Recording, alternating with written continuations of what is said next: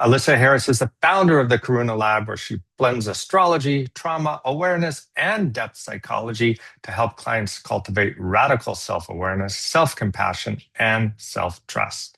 She specializes in psychological and evolutionary astrology. Alyssa uses the birth chart as a human owner's manual to uncover patterns, ego wounds, and see soul growth opportunities.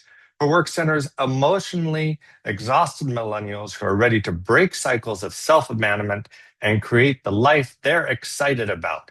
Alyssa is known for her grounded, compassionate delivery and her ability to translate complex concepts into practical tools for healing and growth, which is exactly what she's going to do here for today. Without any further ado, Alyssa, good morning. How are you? Good morning. I'm so excited to be here this morning. Excellent. People, if you want to put where you're coming from in the chat, please do. We'd love to hear from that. And Alyssa, take it over from here. So, welcome to Saturn's patterns. We're going to look at Saturn's goals and what it looks like when you finally renegotiate those goals. Okay, so I want to start by introducing you to someone.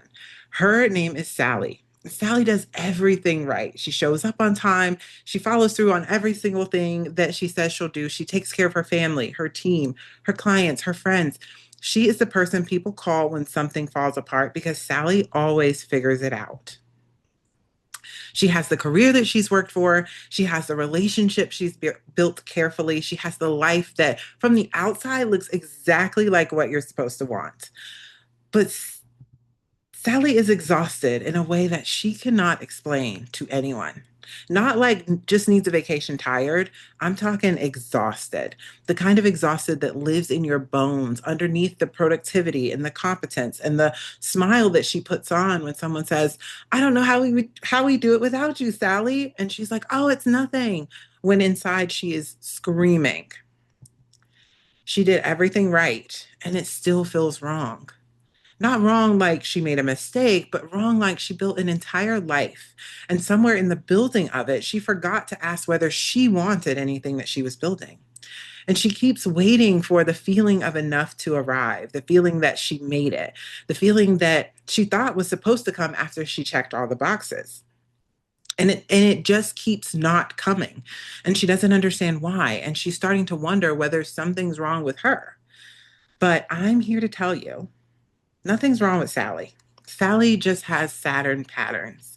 And today I'm going to show you exactly what that means, where they come from, how they work, what they cost, and what it looks like when someone finally decides to renegotiate them. So, to understand what Saturn does in the chart, we have to go back to where he comes from, not just the textbooks or what the textbooks say about structure and discipline and delayed gratification. We'll get to that, but Saturn's actual story, because the myth is doing something very specific. And if you understand what it's doing, you'll never look at a Saturn placement the same way again. In Greek mythology, Saturn is known as Kronos. He's a Titan, which means he existed before the Olympian gods in the earlier order of things. So he rules time, he rules the harvest. He's the one who determines when things ripen, when things are cut down, what gets kept, and what gets let go. He is wildly powerful. And one day he receives a prophecy. The prophecy says, "One of your children will overthrow you. Your own offspring will be your undoing." Now, put yourself in that position for a moment. You've built something enormous, right? You have power, the likes of which you've never known. You have structure, you have order. Things are just how you want them. And you've just been told that the thing that you create, your own children, your own life's extension, is the thing that's going to take it all away from you. So Kronos did what any terrified potential parent would do. He proceeds to have children and then eat them. He swallows them. Every child that Rhea bears him, he takes and he swallows whole. Hestia, Demeter, Hera, Hades, Poseidon, one by one, down the gullet. The threat is contained. The threat is controlled. Excuse me. They can't grow up into what they might become, right? They can't threaten what he's built. I want you to sit with that image, not literally, but symbolically, because this is exactly what unexamined Saturn does to the psyche. It swallows. It takes the parts of you that feel threatening, the needs, the desires, the authentic expression of who you actually are, the version of yourself that wants things, that takes up space, that might require things from other people. And it puts them somewhere internal and dark where they can't interrupt the structure that you've built to stay safe. Kronos isn't evil in the myth. I want to be really clear about that because Saturn gets painted as a villain in a lot of astrological writing and astrological talks. And I think it's a little bit of a misread. Kronos is just terrified. He's a god running an entire cosmos, and he has been told that his own children are going to be the thing that undoes him. And so he does what terrified people do.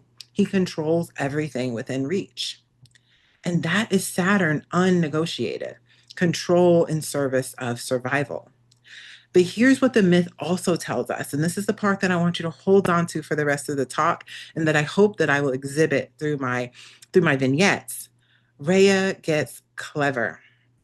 When Zeus is born, the last child and the one the prophecy named, Rhea wraps him in stone swaddling clothes. Wraps a stone in swaddling clothes and hands it to Kronos. And he swallows the stone like normal, but Zeus survives. And he's smuggled away and raised in Crete. And he grows up, he comes back, and he gives Kronos a potion. And Kronos vomits up every child that he has swallowed, all five of them alive, ready to go. And then the prophecy comes true. Zeus leads them into war and reshapes the entire cosmos.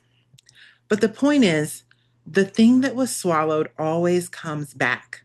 Every single time, in every single version of this myth, the swallowed thing comes back.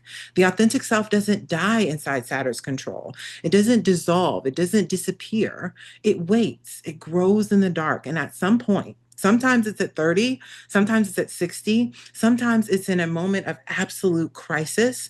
Sometimes it's on a quiet Tuesday morning when you're sitting in your car in a parking lot and you're white knuckling the steering wheel because you just can't make yourself go in. It comes back up and it says, enough. I am ready to be here now. That's what we're talking about today. That is what Saturn's goals patterns are. They're not a life sentence. They're a map of what got swallowed and what it looks like when it finally comes back up. So I've given you a word. It's goals. Not goals as in vision boards or quarterly targets, but goals as in the hidden operating system that's been running underneath every goal you've ever set, every decision you've ever made, every version of yourself you've ever edited to be for someone else's comfort. Goals is an acronym. And when I show it to you, I want you to notice which letter stands out to you. Which one do you feel? Which one makes you go, oof? Because one of them I think is going to feel less like information and more like a full body recognition. Goals. G is for guilt.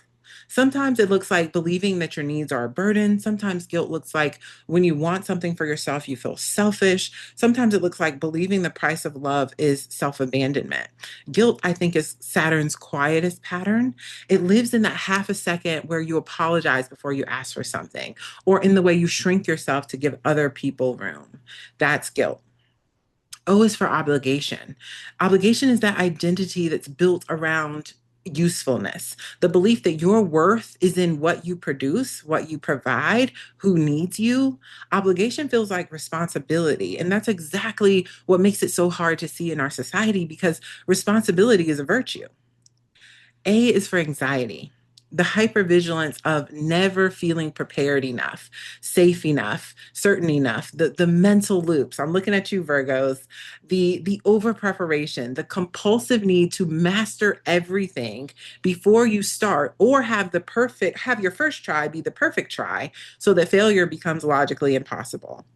It's a sense that if you stop monitoring for threats, even for a moment, something will go wrong that you could have prevented. L is for lack. Lack is the scarcity that for some reason our society likes to pretend abundance is made of. The feeling that no matter what you accumulate, no matter what you achieve, no matter how clearly the evidence says you're doing well, it's never quite enough. That the ground beneath you could shift at any moment, that you are one mistake, one bad quarter, one wrong move away from losing everything that you've worked for. S is for shame. And this is the deepest one. The belief that the problem isn't what you did or didn't do. The problem is what you are or who you are. That something about you, if fully recognized by the world, would be found completely unacceptable. So these are five patterns, five flavors of what happens when Saturn's original terror runs the show without being updated or renegotiated. But I want to say this clearly before we go any further. These are not character flaws. These are survival strategies that never got updated.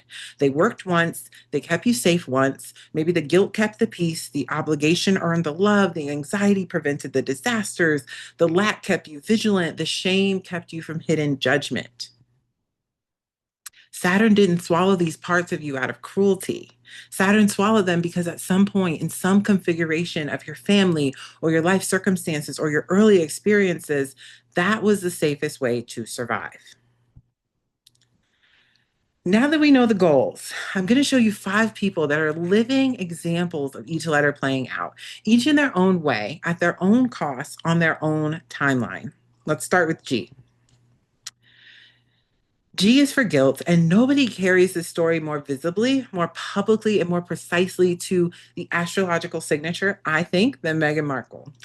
I want to walk you through her chart first, and then I'll show you how the chart became her life in an almost uncomfortable level of precision. So Meghan Markle was born August 4th, 1981. We have a rod and rating of A. We're working with good data here. Her moon is at 4 degrees Libra. Her Saturn is at 5 degrees Libra, only a degree apart, sitting in her third house. The moon is the most personal planet in the chart. It governs your emotional life, your feelings, your needs, your sense of what home and safety feel like. It's the part of you that experiences the world before your brain has a chance to process it.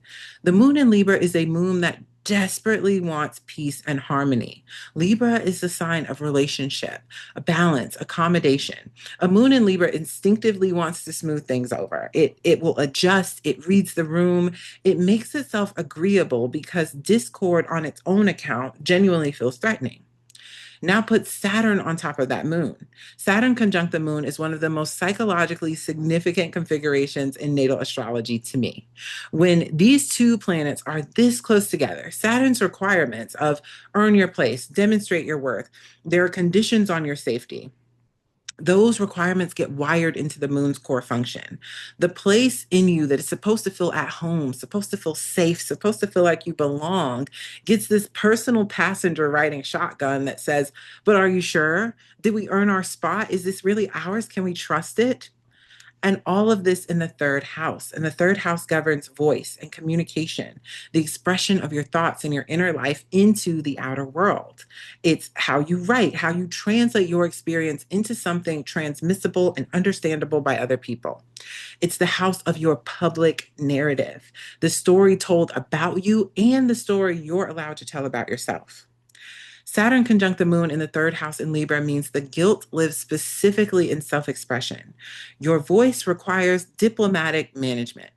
Your story is subject to structural approval. These were things Meghan was believing. Speaking her actual experience, especially anything emotionally real or anything that doesn't harmonize with her environment, carried a risk.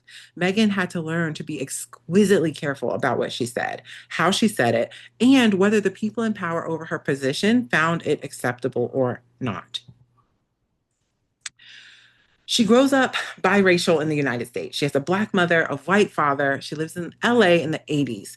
She grew up in this space kind of between categories as a biracial child. She talks openly about not being able to check, not knowing which box to check on census forms and things like that. She was too light for some spaces, too dark for other spaces. And her father, Thomas Markle, gave her advice that was both wise and heavy. Make your own box, Meg. And that is Moon Saturn conjunction speaking from childhood. Your story, the story of who you are, doesn't have a pre made container. You have to negotiate it constantly. You have to craft it carefully. You have to manage how you are perceived because the world's default reading of you is incomplete or wrong. The guilt pattern that emerges from this is specific, the guilt of making people uncomfortable simply by having a story that doesn't fit neatly in their boxes. The guilt of needing to speak about your experience when a room would prefer that you didn't. The guilt of having a voice that requires more space than it's given. Then she becomes an actress. She books Suits. She becomes Rachel Zane, one of my favorite characters, a character who's smart and competent and quietly powerful. And for several seasons, a character whose racial identity is kept deliberately ambiguous by the show. This is third house moon Saturn work professionally.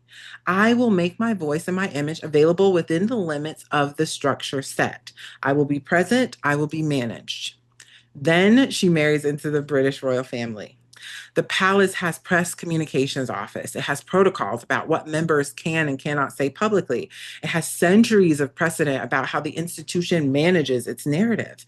Members do not give unsanctioned interviews. Members do not speak openly about their mental health. Members do not describe the internal workings of the family to outside journalists.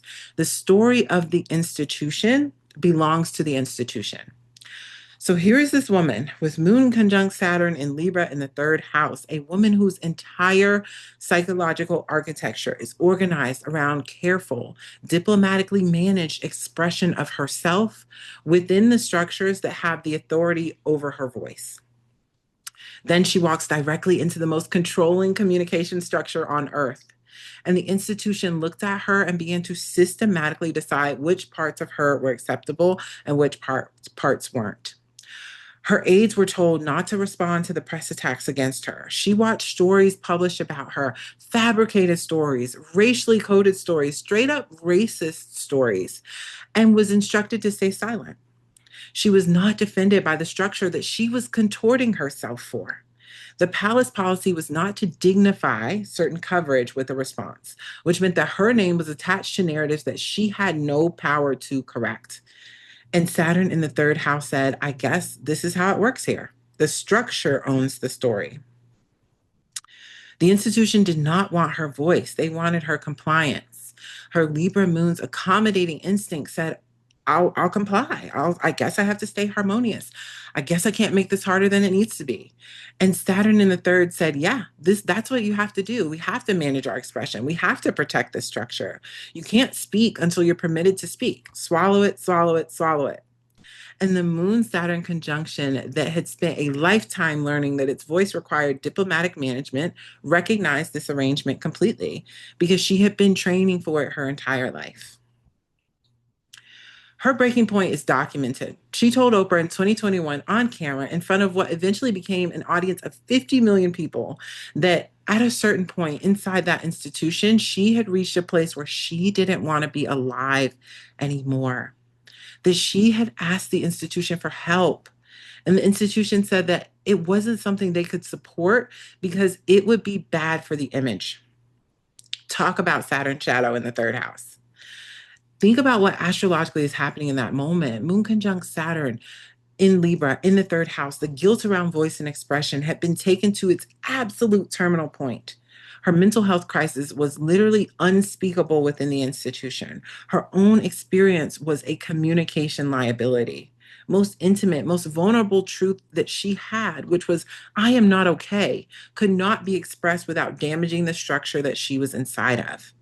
Saturn swallowed her moon's voice completely. And then she did what Zeus did. She left. She talked. The Oprah interview is the third house moon Saturn renegotiation made completely literal. She sat down in front of the largest possible audience and told her own story in her own words without institutional approval, without palace comms oversight, without diplomatic management. She said, I was not okay. I asked for help and I was silenced. This is what happened. And then she built the infrastructure for her own voice, her own production company, a podcast, a Netflix series, a memoir by her husband that she publicly supported. She became someone whose entire professional identity is organized around storytelling. Her stories, her guest stories, stories the mainstream doesn't tell. The third house moon Saturn renegotiated. My voice is not available for institutional management anymore. She said, it belongs to me. The harmony that I offer is now chosen. It comes after I've told the truth, not instead of it. O is for obligation. And Jane Fonda spent 60 years living this pattern at the highest possible level of visibility and discipline. If you want to understand what obligation looks like when it runs entirely unchecked, you just look at the first 6 decades of Jane Fonda's life. Jane Fonda was born on December 21st, 1937, have a Rodden rating of A. Her Saturn is at 28 degrees Pisces in the second house. Her Sun is at 29 degrees Sagittarius in the 11th house. Her Saturn squares her Sun in a very tight degree. The Sun is the fundamental self, the core of who you are, your will, your identity, the irreducible thing you're trying to become and express in this lifetime. In Sagittarius, the Sun reaches towards meaning, towards philosophy, toward freedom and expansion. Sagittarius doesn't want to be contained. It wants to understand why and then take it a step further. The Sagittarius Sun has a deep, authentic need to live on its own terms, to pursue what genuinely matters, and to be the author of its own story.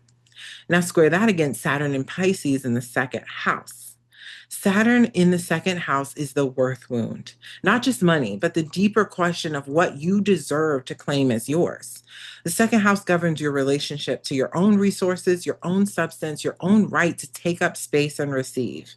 Saturn here creates a fundamental tension around the question, have I earned this? Am I allowed to have what I want? Is my existence as it is without the editing and the performing enough to justify what I need? In Pisces, that Saturn has a dissolving quality. Pisces is porous, it blurs edges. The boundaries around self worth become kind of permeable, easily eroded by the emotional needs and the emotional expectations of other people around you. You absorb their definitions of what you're worth. You take on their values, their vision of who you should be. And because Pisces is a sign of deep empathy and dissolution of the self into the other, this happens quietly and gracefully, often without anyone, even you, noticing that it's happening.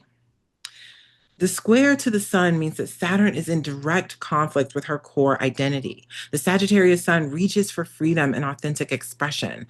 The Saturn in Pisces in the second comes back and says, but what will this cost us? But what does the structure require from you before you're allowed to want what you want?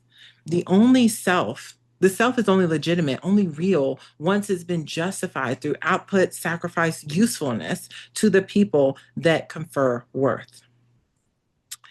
And this is not just a gentle background pattern. This is a central architectural fact of this chart. Every time Jane Fonda reached toward her own vision, her own wants, her own genuine authority, Saturn in Pisces in the second squared it from the side and said, who are you to want that?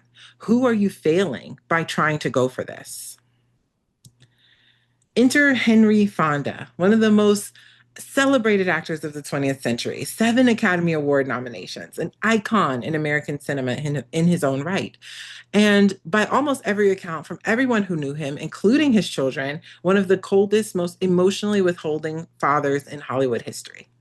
Jane grew up in a house where warmth was rationed, where her father's approval was the most precious and most unavailable resource in her world, where she spent her entire childhood learning that if she performed well enough, worked hard enough, was good enough in her father's eyes, she might earn a crumb of genuine recognition from a man who was constitutionally unable to provide it. That is the Sun square Saturn wound installed in childhood. The self is only legitimate once it has been approved of.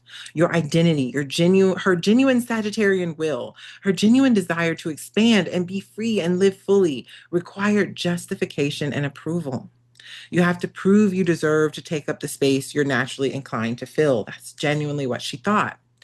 Her mother struggled severely with mental illness and committed suicide when Jane was 12 years old. And Jane found out the way that her mother died through a magazine. Her father had told her that her mother died of a heart condition. 12 years old, and she was learning the extremely painful truth that she was not worth the truth.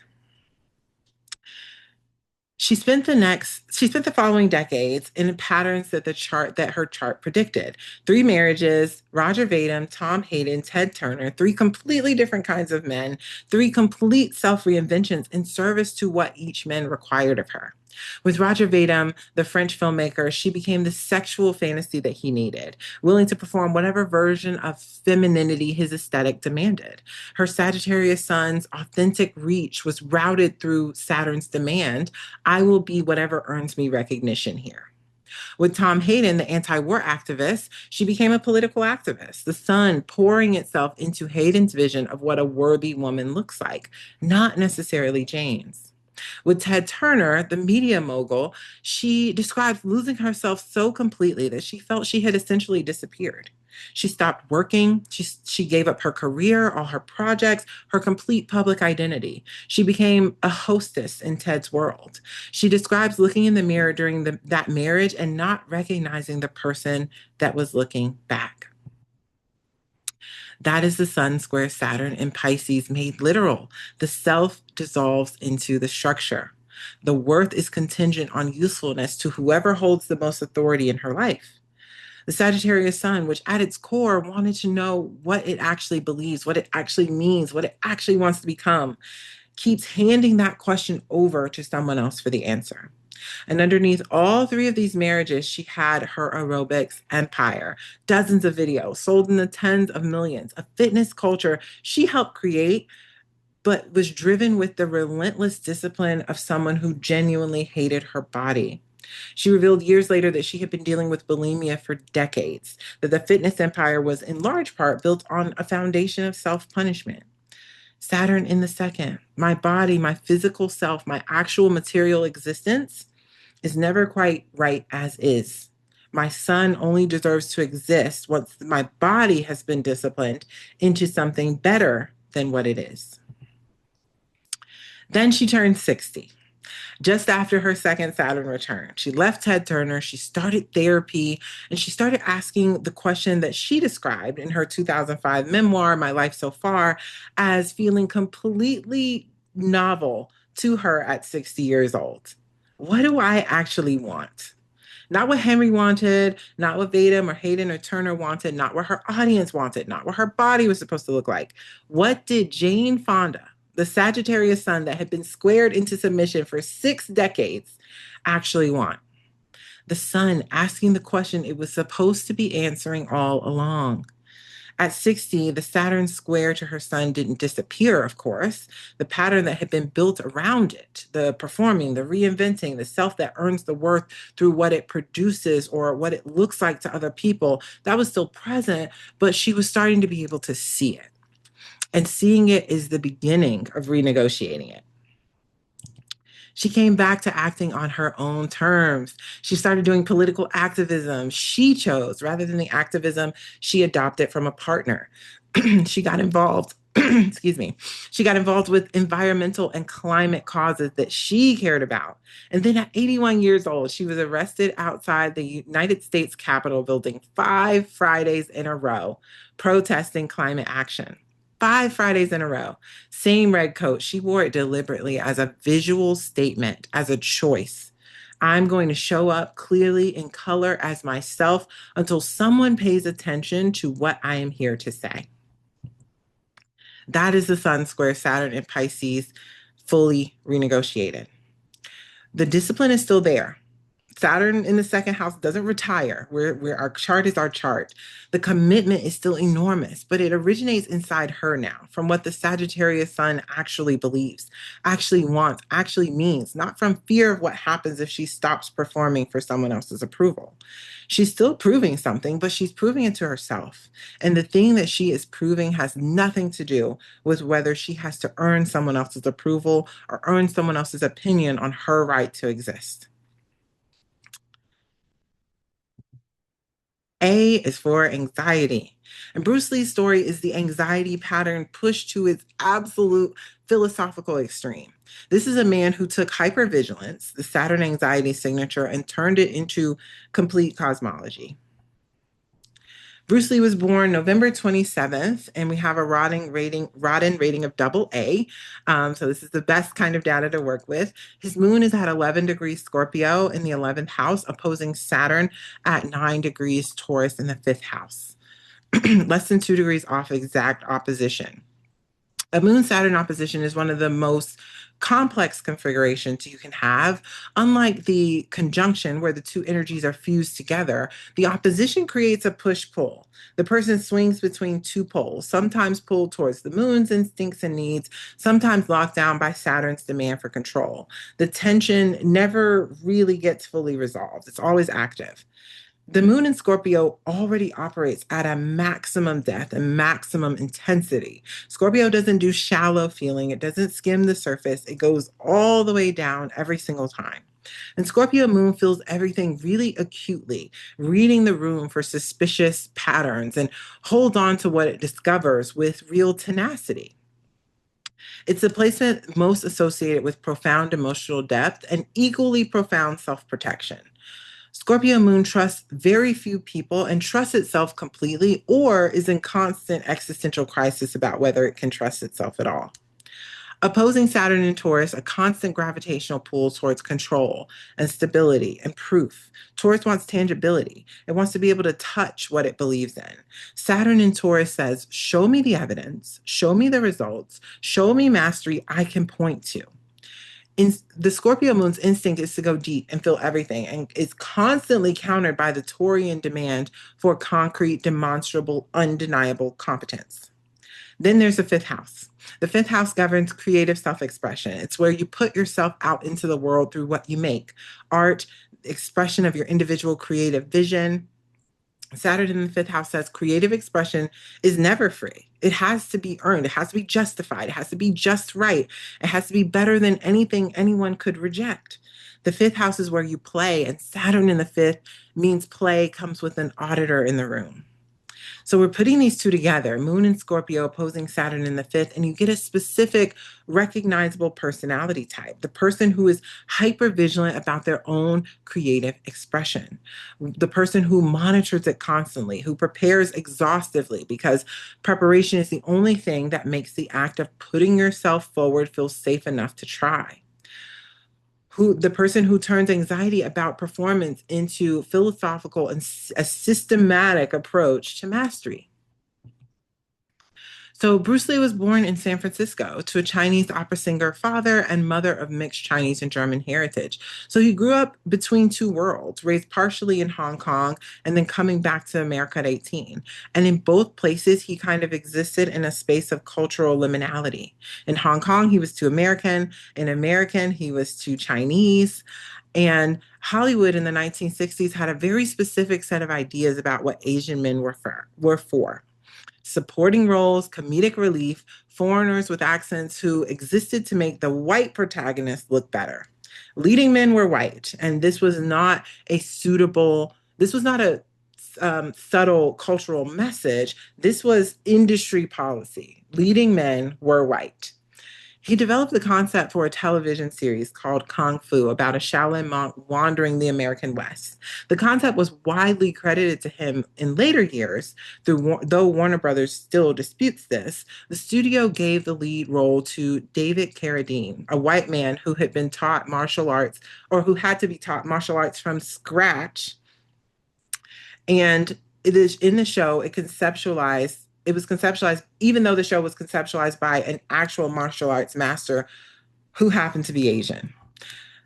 The reason given to Bruce Lee was that the American audience wouldn't accept an Asian lead. Saturn in the 5th opposing Scorpio moon made completely literal. Your creative self-expression is not acceptable in the form that you're offering it. His response was the Saturn anxiety response in its most extreme, most productive, most philosophical rigorous form. If I can't be rejected because I'm too good to be rejected, then I have to become too good to be rejected. He trained his body until his body was arguing with him. He carried a notebook everywhere. He created constantly, not just martial arts techniques, but philosophies, observations on consciousness, notes on the relationship between action and expression. And he developed Jeet Kune Do, his own martial arts philosophy, not as a fighting style necessarily, but as a complete system of thought, a way to move through the world, a way of being ready for anything. He said, if I'm better than everyone at everything, they can't dismiss me. That is Saturn anxiety running at full operational capacity. The logic is perfect, but the cost is enormous because you can never actually be better than everyone at everything. There's always more to prepare for. There's always a scenario you haven't accounted for. The anxiety never fully resolves. It just generates more training, more notebooks, more philosophy, more systems. In 1970, Bruce Lee is training when he injures his sacral nerve as a result of lifting weights without a proper warm up. His doctors told him that the damage might be permanent, that he may never practice martial arts again. So, this person whose entire identity, his entire defense against the anxiety of not being enough, was housed in his physical mastery over martial arts, is suddenly unable to move and confined to bed for 6 months. Saturn opposing the Scorpio moon made completely brutally literal the thing that was the argument for your worth taken away. But during these 6 months in bed, he wrote the Tao of Jeet Kune Do, the foundational philosophical text of everything he'd been developing. He wrote constantly. He thought he couldn't train his body, so he trained his mind at the level of first principles. And what he arrived at, lying in bed, immobilized, stripped of his physical mastery that was his shield, was a philosophy of creative expression that went directly against that anxiety pattern. Be like water, he wrote. Empty your mind. Be formless, be shapeless like water. This is not the philosophy of a man who believes that you have to be perfect to be safe. That is the philosophy of a man who has discovered that the anxiety was protecting the wrong thing. That preparation in service of expression is entirely different than preparation in service of defense. He stopped trying to get Hollywood to let him in, and he returned to Hong Kong and made films on his own terms, with his own creative authority, using his own cultural identity as a point rather than despite it. Enter the Dragon, 1973, became an international icon. He became not just a star, but an archetype. The thing that had been told he that had been told the thing that had been told it was too Asian, too specific, too particular to be universal, became one of the most universally recognized figures in the 20th century. Saturn in the fifth renegotiated preparation in service of expression, not defense, discipline as the condition of freedom, not the replacement for it. L is for lack. Muhammad Ali's story is Saturn lack pattern written in fire, dismantled by the institutions of the most powerful country on earth, and built from scratch on entirely different terms. Muhammad Ali was born January 17th, 1942, Rodden rating of AA. Saturn at 21 degrees Taurus in the 10th house, conjunct Uranus at 26 degrees Taurus in the same house. Venus in Aquarius in the 7th, squaring Saturn. The 10th house is the most public house of the chart. It governs career, reputation, legacy, and most importantly, how the world sees you and what the world asks of you.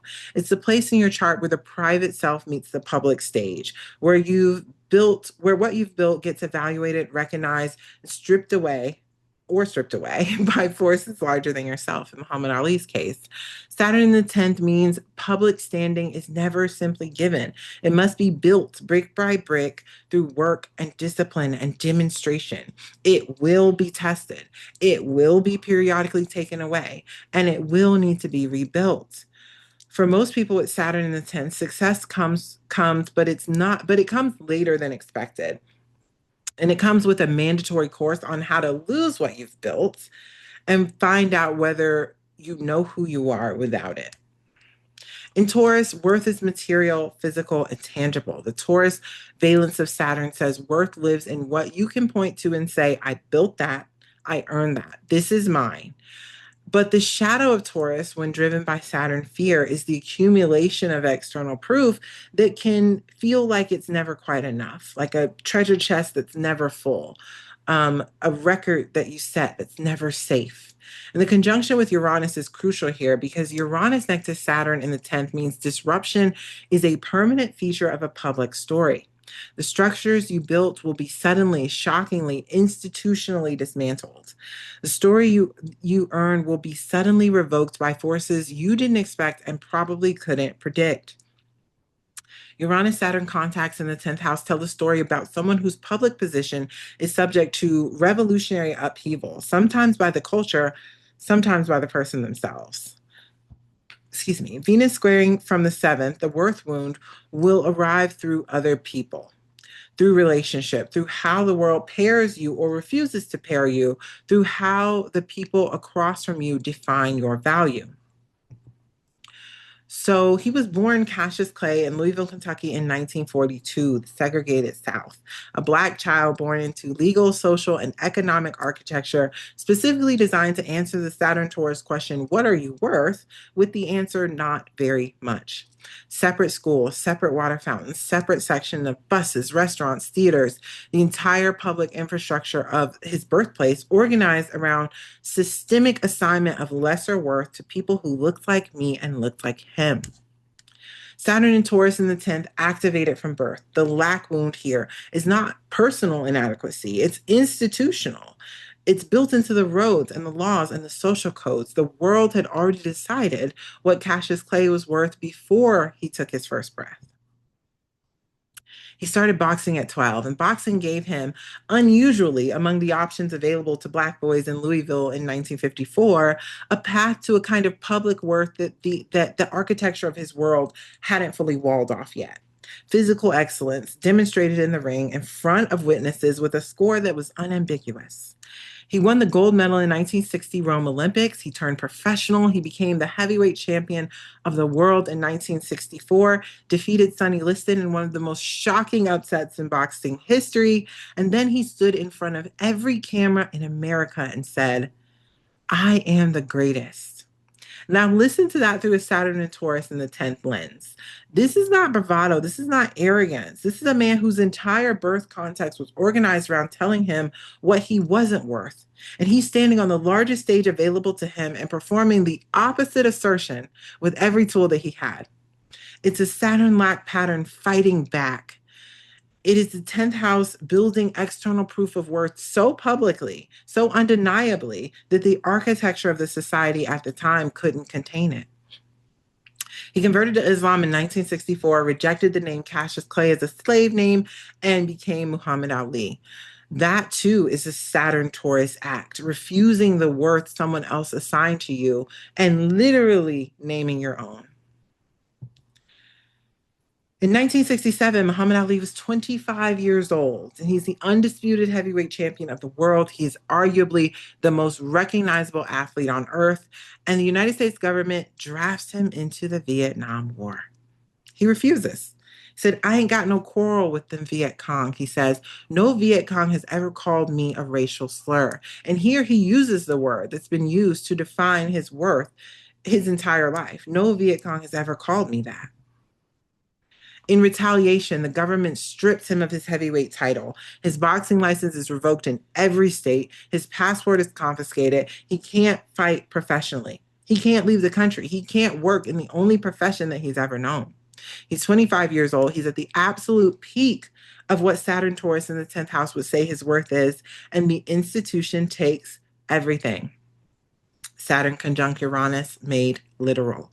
The sudden, shocking, institutional dismantling of everything that he has built.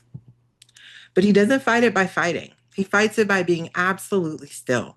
He spends 4 years without boxing, without income, without the public platform of the ring. He speaks on college campuses. He gives lectures. He holds his position. He refuses to be shamed into compliance by the institution that stripped him. The Supreme Court rules unanimously in his favor in 1971, and he comes back. He's now 29 years old. He's been out of competition for 4 years. His legs aren't what they used to be. His reflexes aren't what they used to be. The sport has moved forward without him.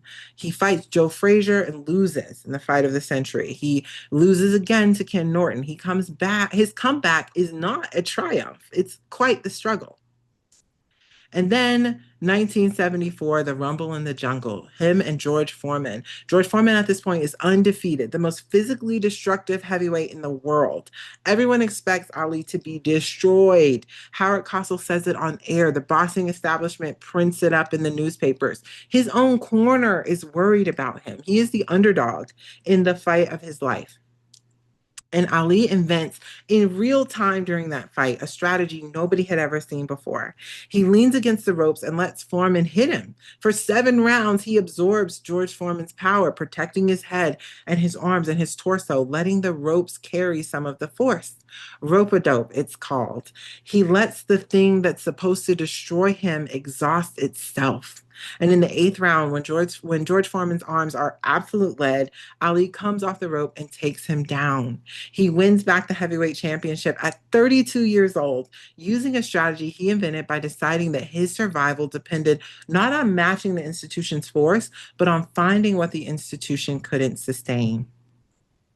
In 1996, the Summer Olympics in Atlanta, Ali is 54 years old, and the Parkinson's disease that has been with him since the 1980s has advanced. His hands are shaking. His voice is barely audible. He moves quite slowly, but they ask him to light the Olympic torch anyway, and he stands there in front of the entire world watching, and he lights that flame. The stadium goes completely silent, and then it erupts. And the silence before that eruption is Saturn-like, fully renegotiated. It's the worth completely independent of physical capacity. His physical capacity at this point had been mostly taken from him. It's independent of the title, independent of what you can demonstrate in the ring or prove to an institution or perform for an audience.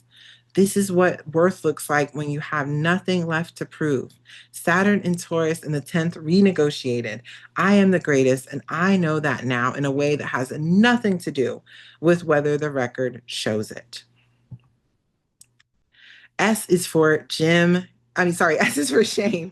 And Jim Carrey is the shame story wearing the best possible disguise. Because if you want to understand a shame pattern, one of the best places to look is at the person in the room who is the loudest, most visible, most impossible to ignore. Because very often that person learned very early that the only safe version of themselves is the one that keeps people entertained.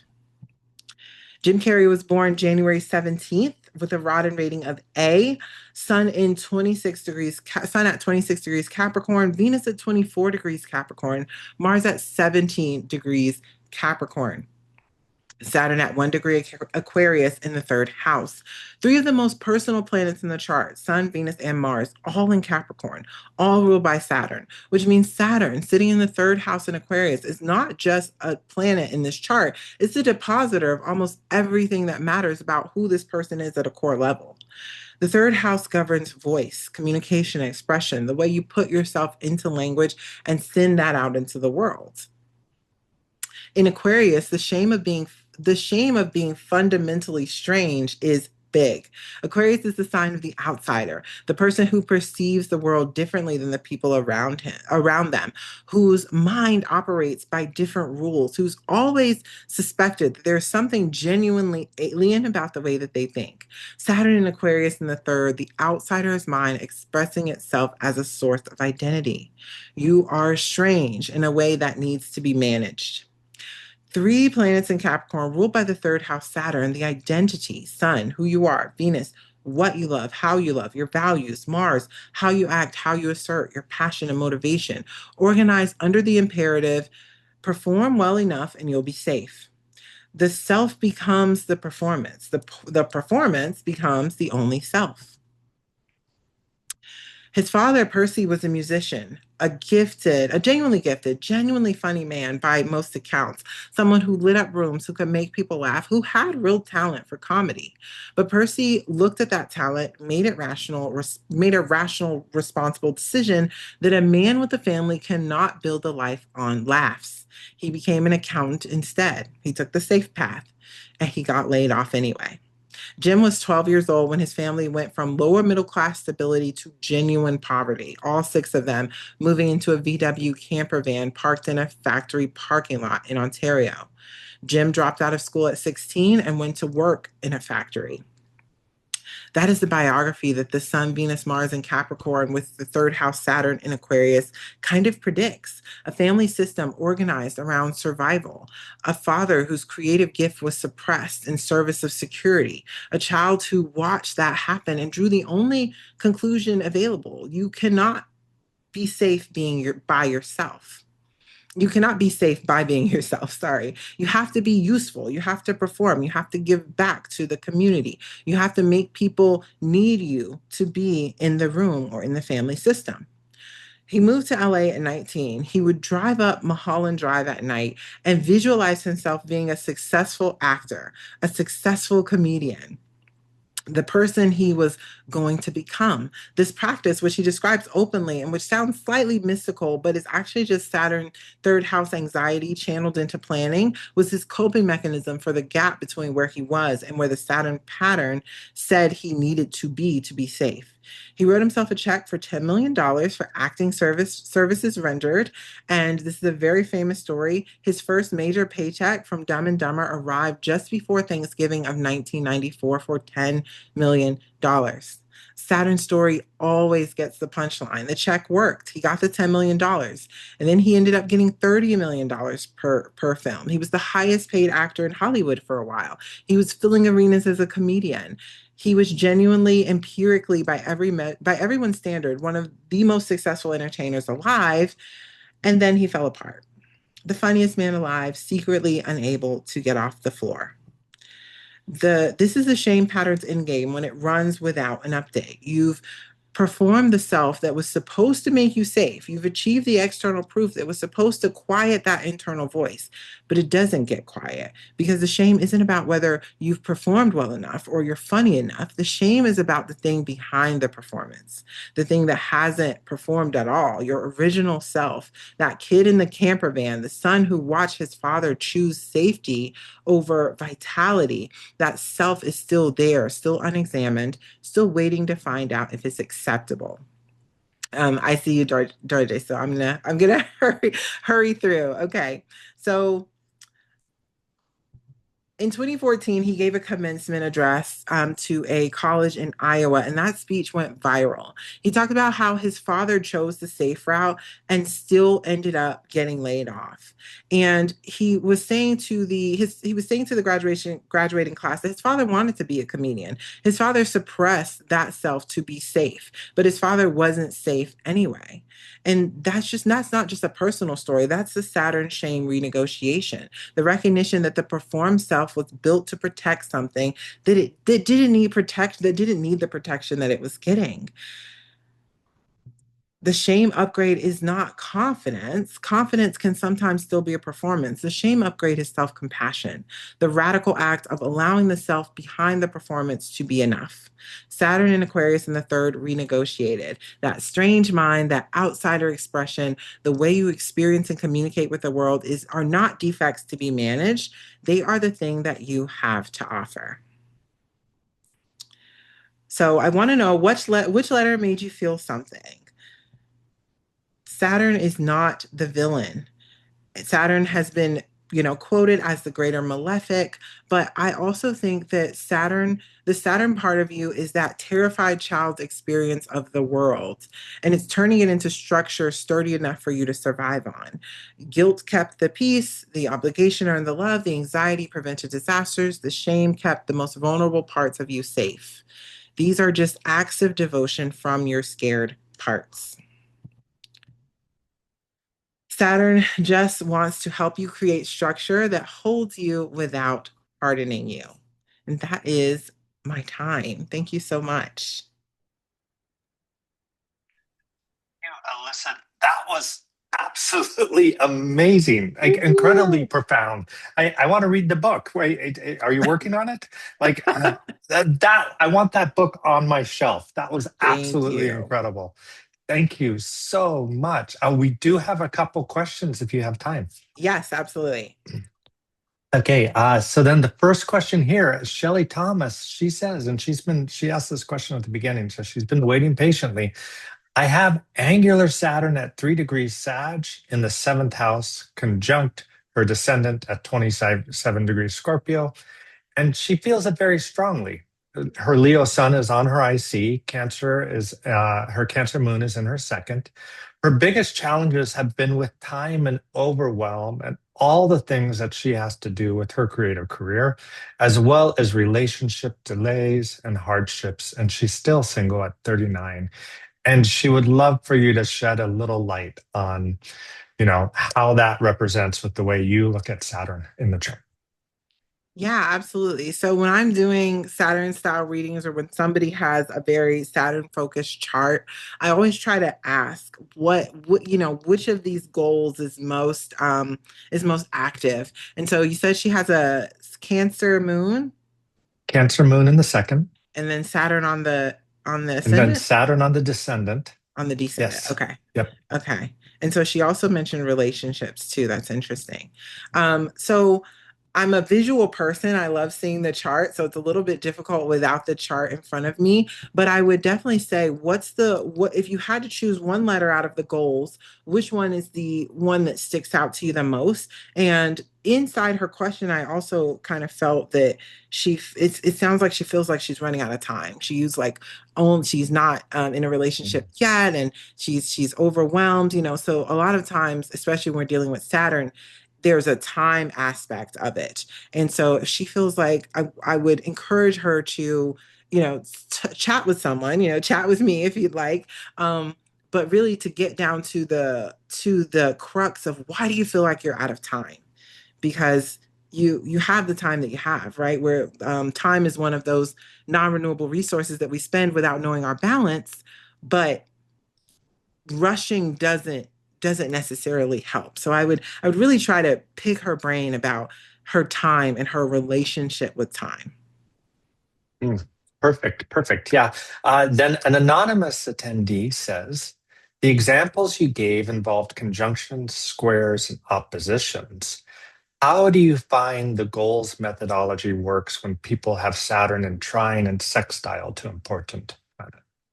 Yeah, so I think about the basics of a trine and sextile, sextile being stimulating, trine being harmonious. And so it may actually be because Saturn can sometimes be a bit too extreme. So even though it's in that harmonious or stimulating aspect, it may still be pushing you a little bit over the edge. So depending on where Saturn is, I think putting yourself through this Saturn kind of framework, you have to pay attention to your emotions, because so that's why I mentioned the moon in a lot of them, because um the emotion so deeply will inform which letter or which letters, because I've definitely been in times in my life where I'm in multiple letters, which letters are really running the show right now. And then from there, we can talk about the antidote and what the antidote actually looks like for you.